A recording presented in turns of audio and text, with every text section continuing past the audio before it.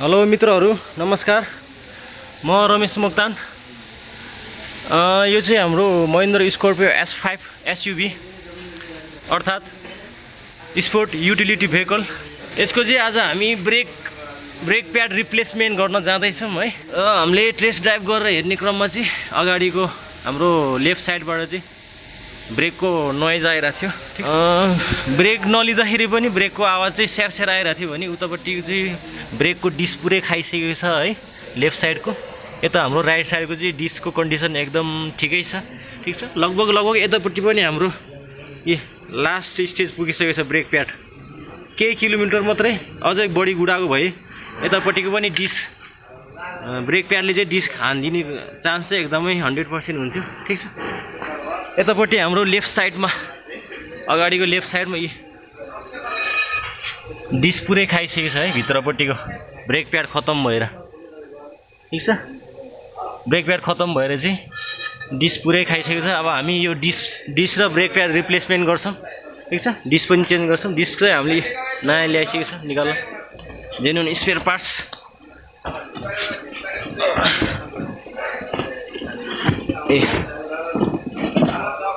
यो भयो हाम्रो अगाडिको ब्रेक डिस्क जेन्युन महिन्द्राको जेन्युन स्पेयर पार्ट्स। यो यति बाक्लो छ भने यसमा कति पातलो बस है भित्रको साइड। ठिक छ, यसको थिकनेस यति बाक्लो छ भने यसको भित्रपट्टिको एकदम ब्रेक प्याड सकेर फलाम भेटेर चाहिँ डिस्क पुरै खतम भइसकेको छ। अब यो डिस्क पनि ब्रेक प्याड पनि चेन्ज गर्छौँ हामी। ठिक छ, अब यो डिस्क हान्नेसम्मको ब्रेक प्याड सकिसक्दा पनि हामीलाई थाहा नभएको अब यो सिचुएसन चाहिँ कस्तो कन्डिसनमा हुन्छ त भन्दाखेरि, किनकि हाम्रो यो भेहिकलले चाहिँ ब्रेकको वार्निङ लाइट चाहिँ कस्टमरलाई क्लस्टरमा चाहिँ इन्डिकेट नगरेको कारणले गर्दाखेरि यो अवस्था भएको हो। ठिक छ, त्यो कारण क्रिएट हुनुको रिजन चाहिँ के त भन्दाखेरि हाम्रो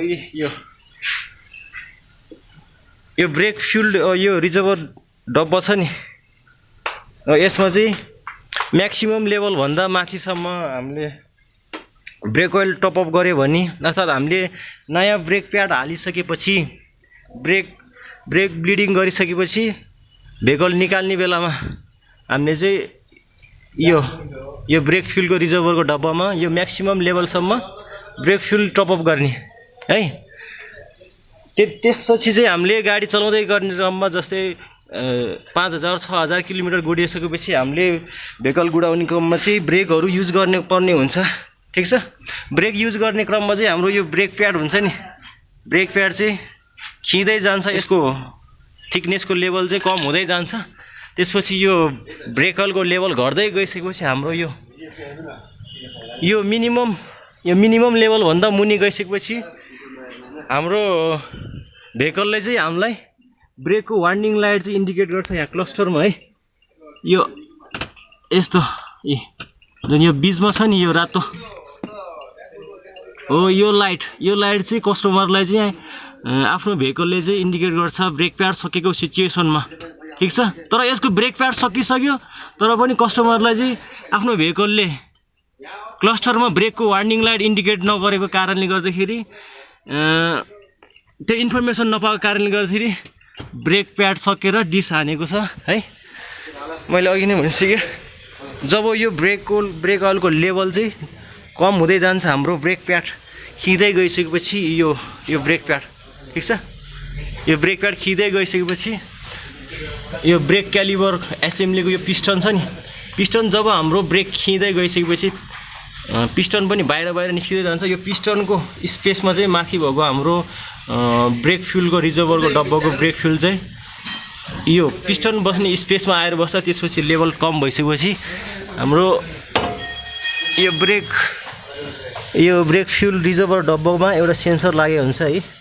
यो सेन्सरले चाहिँ हाम्रो भेहिकलको अगाडि क्लस्टरमा चाहिँ ब्रेकको वार्निङ लाइट इन्डिकेट गर्छ। त्यसपछि ब्रेकमा कुनै न कुनै समस्या छ भने चाहिँ हामीलाई थाहा हुन्छ कि हाम्रो भेहिकलमा ब्रेक सम्बन्धी कुनै न कुनै समस्या छ भनेर थाहा भइसकेपछि त्यसपछि भनेको जसको भेहिकल छ उसले चाहिँ आफ्नो भेहिकल सर्भिसको लागि चाहिँ सर्भिस सेन्टर अथवा कुनै पनि वर्कसपमा चाहिँ लैजान्छ। त्यसपछि हाम्रो डिस्क खानाबाट चाहिँ हामी बच्न सक्छौँ 100% है। ठिक छ नि, त्यही कारणले गर्दाखेरि ब्रेक फ्युल बढी हालेको कारणले गर्दाखेरि त्यो समस्या चाहिँ यो गाडीमा क्रिएट भएको हो। यतापट्टि पुरै डिस यस्तो खतम भइसकेको छ है। यता ठिक छ। ब्रेक प्याडको हालत हेर्नुहोस् यहाँ। ब्रेक प्याड सकेर फलाम भेटेको कारणले यही ब्रेक प्याडले डिस पुरै खतम भइसकेको छ। डिस ल्याइसकेको छ। नयाँ चाहिँ अब डिस इन्स्टल गर्छु है।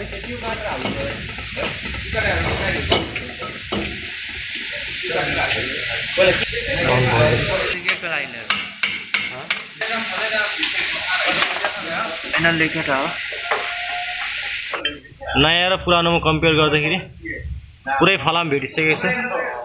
नयाँ यति बाक्लो छ। ठिक छ। अब हामी नयाँ इन्स्टल गर्छौँ। नयाँ इन्स्टल गर्ने क्रममा हामीले ध्यान दिनुपर्ने कुरा भनेको यो रिपिट पोइन्ट है। यो ब्रेक प्याडमा पछाडि ब्याक साइडमा रिपिट पोइन्ट हुन्छ। रिपिट पोइन्ट बिचमा भएको चाहिँ बाहिरपट्टि पार्नुपर्ने हुन्छ। यो ब्रेक प्याडको यो ब्याक साइडको चाहिँ रिपिटको भाग बिच ठाउँमा किन पार्नुपर्छ त भन्दाखेरि यो हाम्रो क्यालिबर एसेम्ब्लीको यो रिपिटको भाग छ नि, यो बिचमा पर्छ र सजिलै हामीले क्यालिबर एसेम्ब्लीलाई क्लोज गर्न सक्छौँ है। त्यही कारणले गर्दाखेरि। ठिक छ। अब यो छेउमा भएको पोइन्टलाई हाल्यो भने यसरी हाल्यो भने हामीले यो रिपिटको पोइन्ट चाहिँ यसमा लाग्छ है। एकचोटि देखाउँछु हजुरलाई।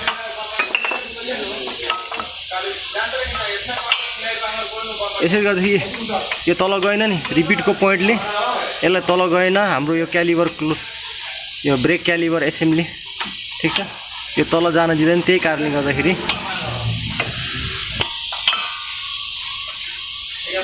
यो यसरी हाल्नुपर्ने हुन्छ है। बिचको रिपिटको भाग चाहिँ बाहिरपट्टि साइडमा गएर।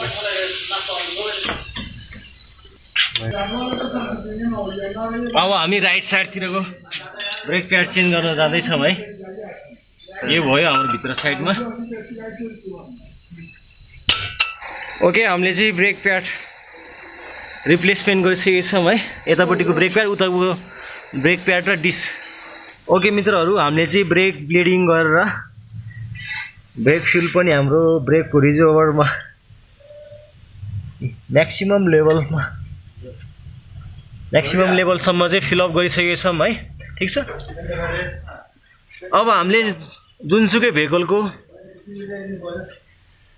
नयाँ ब्रेक प्याड रिप्लेसमेन्ट गरिसकेपछि हामीले जहिले पनि यो ब्रेक फ्युलको यो रिजर्भर डब्बामा यो ब्रेक फ्युलको रिजर्भरमा चाहिँ म्याक्सिमम लेभलसम्म हाल्नु पऱ्यो। ठिक छ। त्यसपछि हाम्रो भेहिकल कुद्दै जान्छ 5000 6000 त्यसै किलोमिटर कुद्दै गइसकेपछि हाम्रो ब्रेक प्याडको थिकनेस डाउन हुँदै जान्छ, अर्थात् ब्रेक प्याड पातलो हुँदै जान्छ। त्यसपछि यो हाम्रो ब्रेकको यो रिजर्भरको डब्बामा ब्रेक फ्युलको लेभल कम हुँदै जान्छ। त्यसपछि लेभल कम भयो भने तपाईँले फेरि ब्रेक ओइल टपअप गर्नुभयो भने फेरि पनि तपाईँको ब्रेकको वार्निङ लाइट चाहिँ अगाडि क्लस्टरमा आउनेवाला छैन ब्रेक प्याड सकिएको कन्डिसनमा।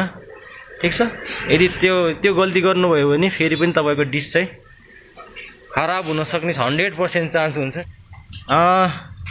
कुनै पनि हाम्रो कस्टमर मित्रहरूले हेरिरहनु भएको छ भने पनि यदि हजुरले यो ब्रेक फ्युल चाहिँ बिना कारण घटिरहेको छ भनेर बिचबिचमा थप्नुभयो भने तपाईँको पनि ब्रेक प्याड सकिसकेपछि पनि अगाडि हाम्रो क्लस्टरमा चाहिँ वार्निङ लाइट आउनेवालामा छैन।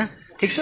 नआएपछि हाम्रो ब्रेकमा कुनै पनि समस्या छैन भनेर हामी लगातार गाडी चलाइराख्छौँ। त्यसपछि हाम्रो ब्रेक प्याड सकिसके पनि हामीलाई थाहा हुँदैन।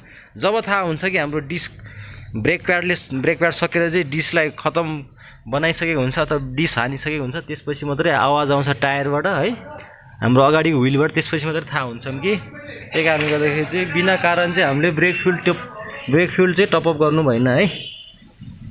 जुन टाइममा चाहिँ तपाईँले सुरुमा चाहिँ ब्रेक प्याड रिप्लेसमेन्ट गर्छौँ त्यसपछि भने बिचमा चाहिँ तपाईँले कुनै पनि टाइममा बिना रिजन चाहिँ हामीले यो ब्रेक ओइल चाहिँ घटेको रहेछ भनेर थप्नु भएन है। फेरि ब्रेक ओइल घटेको रहेछ भनेर थप्यो भने तपाईँको ब्रेक प्याड सकिसकेको हुन्छ र अगाडि हामीलाई थाहै हुँदैन, क्लस्टरमा ब्रेकको वार्निङ लाइट नै आउँदैन। ठिक छ।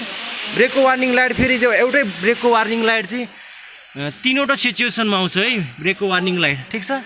एउटा सिचुएसन भनेको हाम्रो यो ह्यान्ड ब्रेक। ठिक छ। ह्यान्ड ब्रेकमा कुनै पनि प्रब्लम भयो भने ह्यान्ड ब्रेकमा एउटा स्विच हुन्छ है, ह्यान्ड ब्रेक इन्गेज भएको छ छैन भन्नुको त्यसको लागि हो।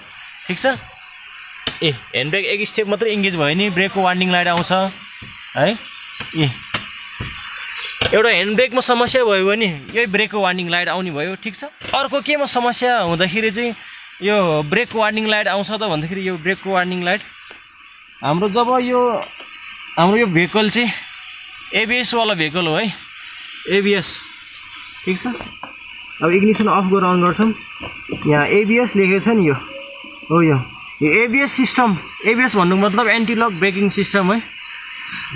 जुन भेहिकलमा चाहिँ एबिएस सिस्टम छ त्यो एबिएस सिस्टम पनि प्रब्लम भयो भने एबिएस सिस्टम कुनै न कुनै कारणले कुनै रिजनले चाहिँ एबिएस सिस्टम फेलियर भयो अथवा एबिएस सिस्टममा प्रब्लम भयो भने पनि यो एबिएस लेखेको लाइटसँगै यो माथिको हाम्रो ब्रेकको वार्निङ लाइट पनि आउँछ है।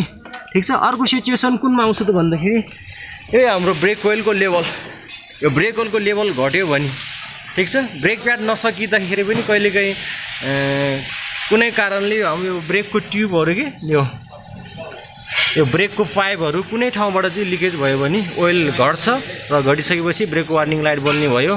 त्यो कन्डिसनमा चाहिँ हाम्रो ब्रेक एकदमै बिल्कुल हराउँछ है। ठिक छ। दुई सिचुएसन चाहिँ हामीले